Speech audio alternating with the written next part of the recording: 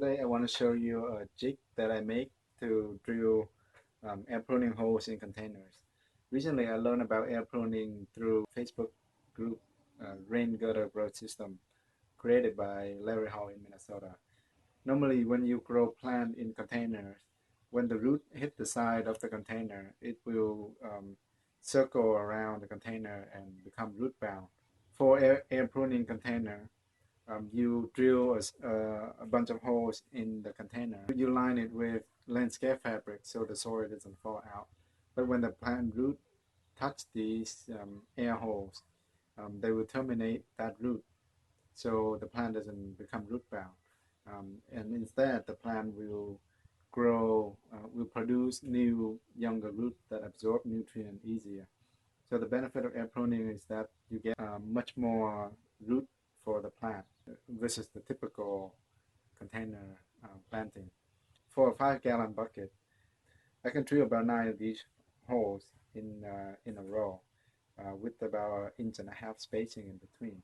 So in a bucket, you can do 3 rows, so that's about 27 holes. These are 2 and 7/8 holes.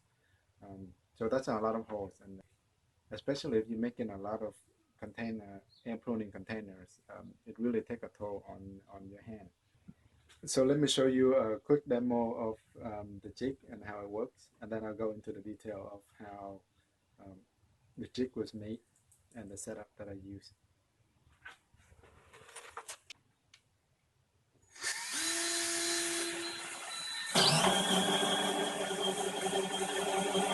Okay.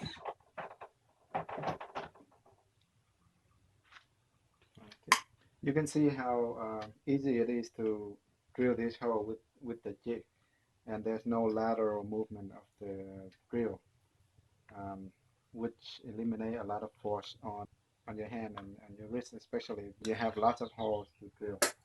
So let me bring a close up on how it works. When you want to drill a big hole in containers, what happens is that the hole saw can bind to the container wall very easily, and when it does that, the whole saw will stop, but it will kick the base of the drill upward. So this part here is gonna go up, and this part is gonna turn sideways. So you have to really push the drill against that rotation for the hole to be able to drill the hole. So let me show you what the jig does.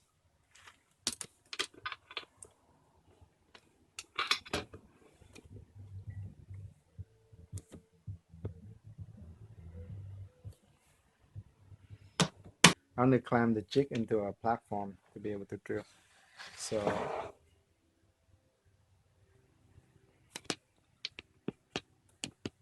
let me show you how the jig works.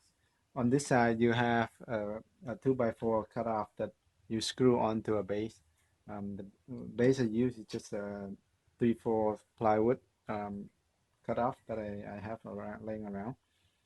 So, and on this side, you have a longer beam that also have another 2x4 attached to this that almost touches the drill.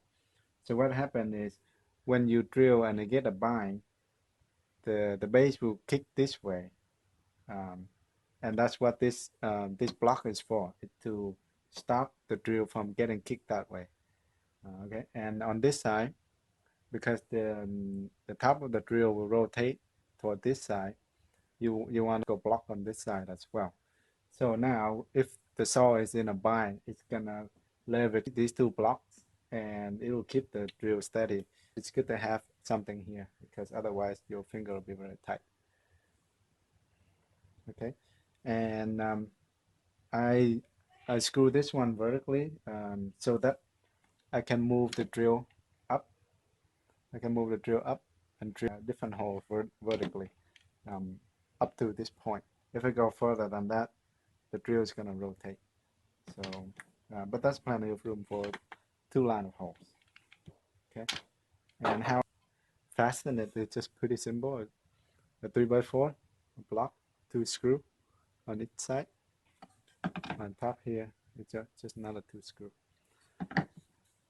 You can have the container against the wall, and you screw the base down onto a workbench or sawhorse, whatever that you have, and just drill straight. Also with this jig, instead of drilling perpendicular to the container, if all the teeth are cutting at the same time, it's still harder to push in. So with this jig, you can angle the container so you can cut from one side of the hole to the other side. You don't have to use as much force. So let me show you what I mean.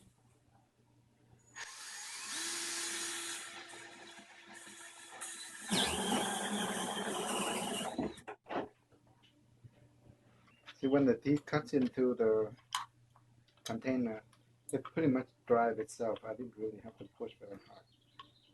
So I'm gonna finish two set of holes. I need another set down here, but I can't prop it up anymore because it will slide off the table. So now I'm gonna flip this one upside down and drill it. And use other pieces of wood to raise it up to the next level. Instead of raising the drill and you have to hold it in the air. I always leave the drill on the base. That's kind of low.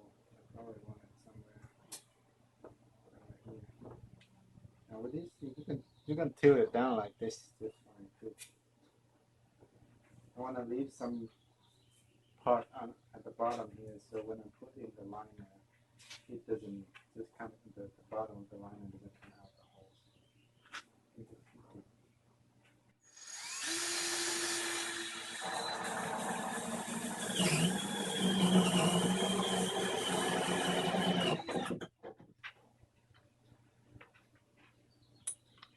The bottom is really thick. This is like 1/4 inch thick, and you see how effortless I put into that. I wouldn't have been able to cut this otherwise. So let me show you. The top is this thickness, and the bottom is this. It's a lot thicker. See. So now with all the holes drilled, I need to clean up. Cleaning up is also straightforward. Just get one of these plates, and then at an angle, go a circle around from the outside and also the inside. Just clean up the marks.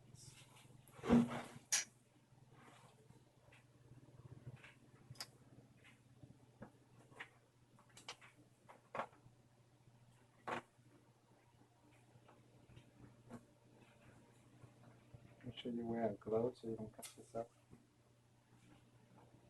Let me show you how much binding that I have to deal with if they work without a jig.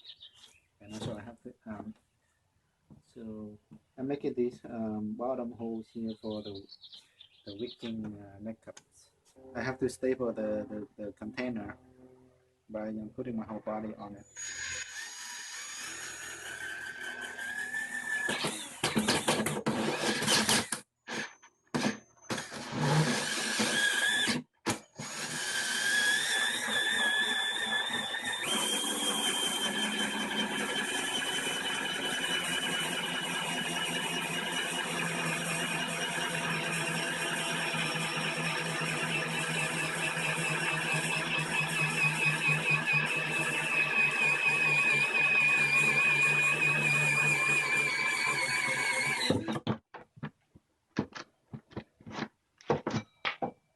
And that's one hole, and it's very messy as well. As you can see, because it binds and it pretty much chews through this pretty rough, and the plastic it gets really hot and it actually melt and bind together as well. This one is the one that cut using the jig. Smooth, it's even glossy. See, two different.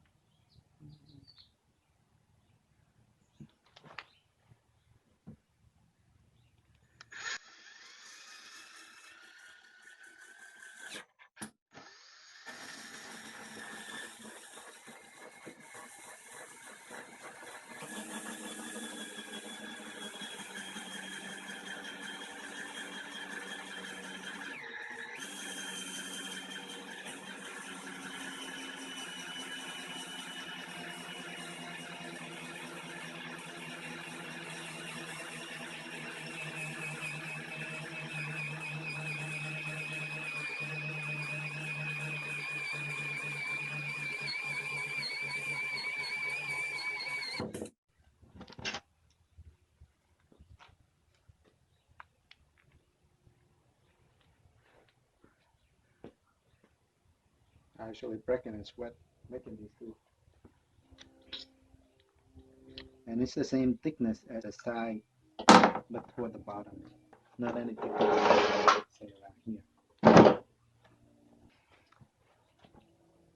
So there you have it. I hope you enjoyed this video and make use of the jig.